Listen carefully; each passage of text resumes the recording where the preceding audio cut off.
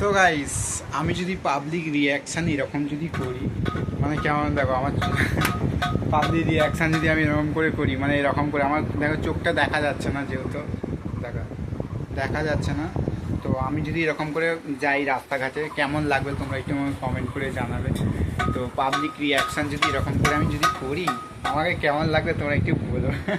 আমাদের বেশি আমি ভাবছি একবার পাবলিক রিয়াকশান করে দেখাবো তোমাদেরকে কেমন লাগে জিনিসটা।